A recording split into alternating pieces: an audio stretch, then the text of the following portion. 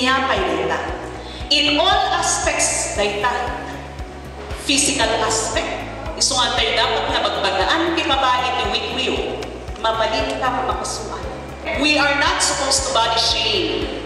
So amin dagita at human rights tayo. But it should be equal. It should be balanced. You don't need permission to chase your dreams. No diploma, no title, no fancy job offer is required to start doing what you love. But you have to start. Another, your past does not define you. No matter what mistakes you have made, you can always rewrite your story.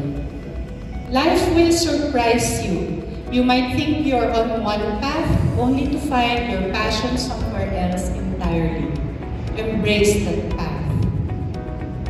Use your voice.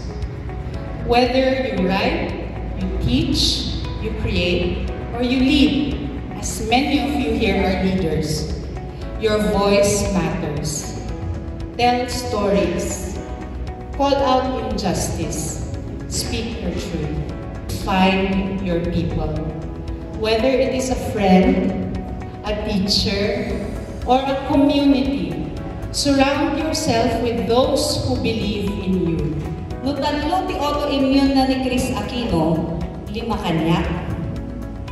But why am I standing? Because I want to share this story, ano maminsan, hantay kayat na dunggan. But it is something that might validate our feelings. It's our story that we do not like to share, and yet, pareho tayo gaya. Huh? So it is a way also for us to try to strengthen each other. Kaya unay na kayo moments na nag-regap kaya ako niyo nga napadasa sun rarami at iti magkamakahan na kasari na kaya iti maging moment. So sabay ko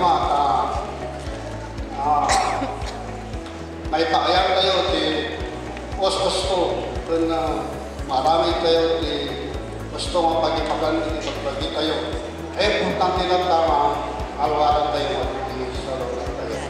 The federation, so adam mo maminsan na training the women's should avail all the trainings offered by the women's, dapat na makiatin kayo. At timaanan nyo na mabait na implement the respective community.